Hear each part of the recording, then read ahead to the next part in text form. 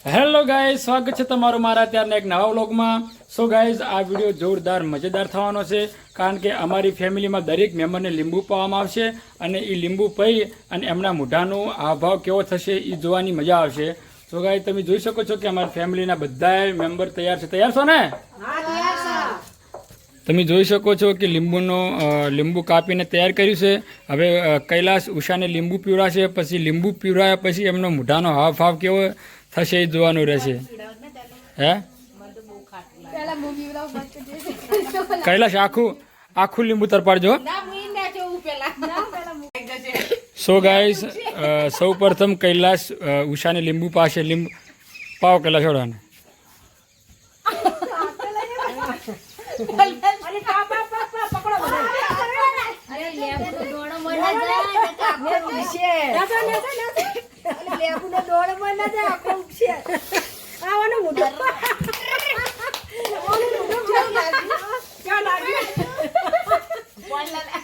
ના પોણી કશું કોઈ નહીં.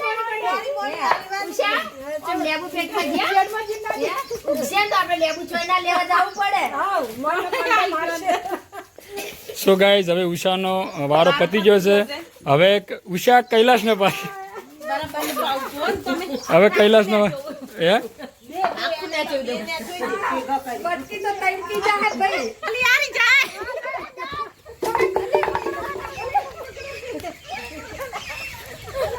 પકડી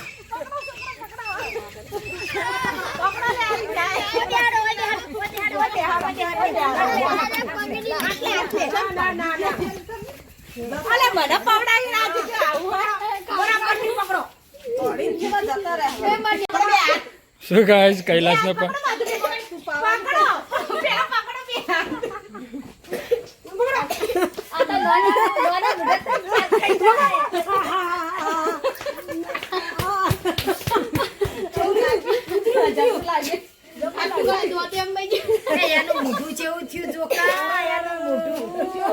ઉભા રહો. હવે તમે ઉષા અને કૈલાશ બે મમ્મી પાવો.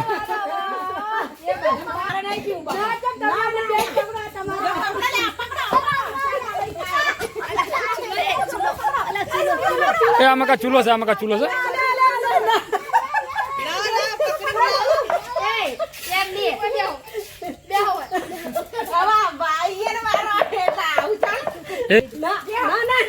બેહાડો, પેલા શાંતિથી બેહાડો. એટલે છોકરો પકડી લો. મમ્મી વારા ફરતી વારો દરેક નો વારો આવે, દોડાય નહીં. ખાટલા પર નહીં લાવ, ખાટલા પર.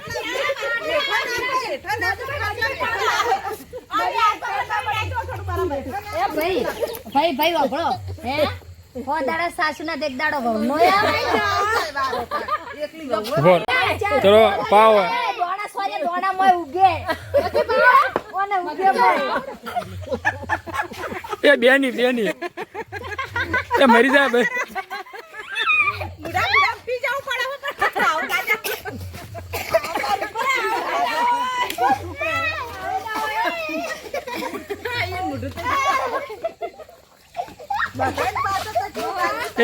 ઓપડો. હવે વિનુભાઈ એવું ના ચાલે, એવું ના ચાલે વિનુભાઈ.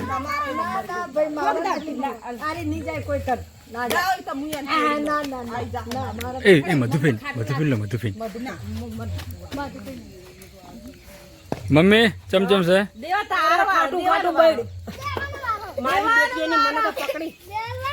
સો ગાઈસ, હવે અમારે દિવ્યાંગ ભાઈ, ચલો ભાઈ દિવ્યાંગ ભાઈનો વારો આવ્યો.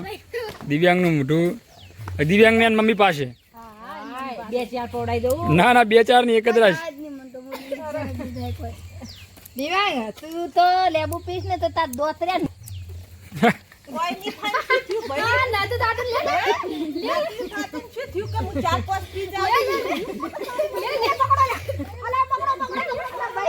તાળો જા.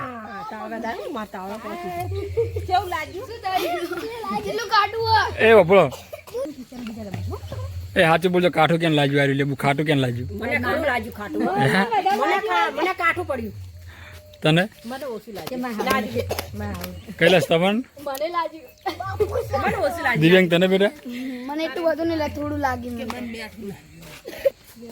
સો ગાઈસ તમે જોઈ શકો છો કે એના મોઢા જોવાઈ ગયો હતો એમાં તો કૈલાસ તો દોડી ઉડ્યો હતો પેલી મકા સાઈડમાં. કૈલાસ ને મમ્મી બે દોડી ઉડ્યા હતા, બાકી ઉષાને તો એટલું બધું લાગ્યું નહીં હતું ને. નતું લાગ્યું ના એમને નતું લાગ્યું તો હશે કેવી મજબૂત છે અને શું લાગે કેવી છે મજબૂત એ તો મજબૂત.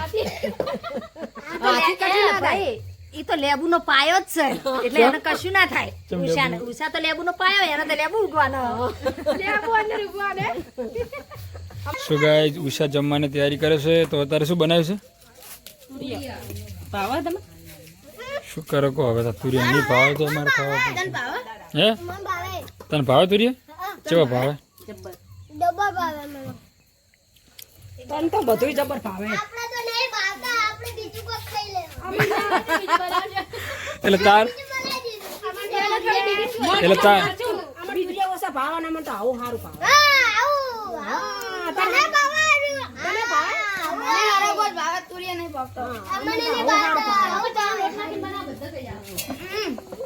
તો મમ્મી હતા બે શાક બને એમ, તુરિયા અને હા તુરિયાનું નામ મને આવું ભાવે હરગો. આવું આમ હરગો આ 12 મહિનામાં 3 વખત હે 12 મહિનામાં 3 વખત એ ભોય પડી જો પેલા લઈ તો મેઠું કેવું શાક થાય જોરદાર કૈલાસ રોટલા ઘડે છે એમ હવે? રોટલી બનાવો બરોબર, રોટલી બનાવવાની અંદર. રોટલા તો બાજરી હારી નહીં હોય ને એટલે નહીં મજા આવતી નહીં મમ્મી? હા ફેર બાજરી થોડી એટલી બધી નહીં, વરસાદી પડી એટલે કાળા રોટલા થાય છે. રોટલા થાય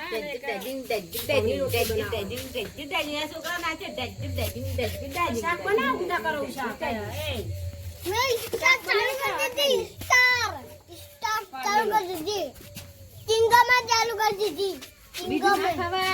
તમે તો બધું કહો ભાઈ. એ,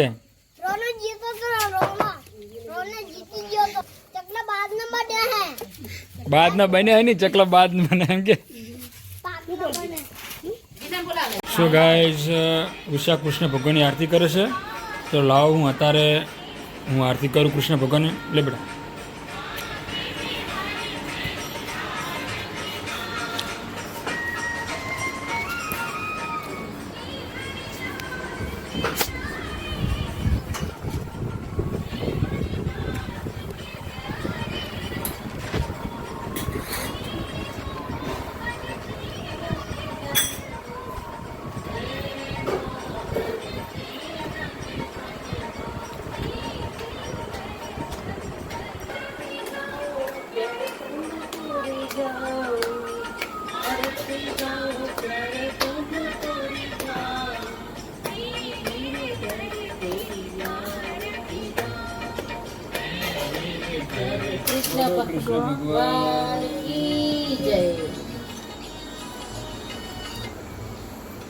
સો ગાઈસ કૃષ્ણ ભગવાનની આરતી પતી ગઈ છે.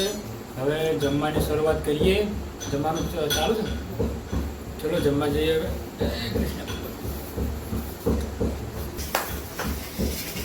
સો ગાઈસ ફેમિલીમાં બધા જમવા બેસી ગયા છે. તો તમે જોઈ તો તમારું ખાવા બની પેલા તમારું શાક બની ગયું છે. અમારે તુરિયાનું શાક નહીં ખાવું, મારે હરગવાનું ખાવું છે.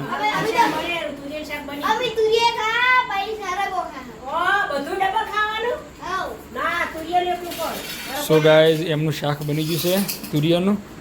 અમારું હરગવાનું બાજી છે, હજુ બને છે.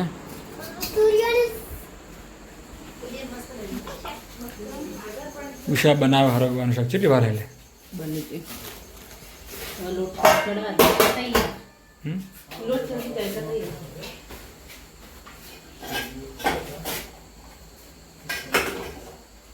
ચણાનો લોટ નાખ્યો અંદર? મસ્ત લોટ નાખો ને એટલે ચલો અમારે હરગવાનું શાક આવી ગયું. લાવ હરગવાનું શાક લાવડો માં. તાર પપ્પાએ પેલો હરગો રંધાયો ને હવે તુરિયા શાક લઈને બેસી જાવ ના પહેલા હે પેલો તુરિયાનું હરગો શાક બનાવ્યું હવે તુરિયા શાક લઈને બેસી જા બોલજી. હવે કોણ ખાય હરગો? પપ્પા હરગવાનો કોને તુરિયાનો ખાધા વગર? ના ના પણ કેવા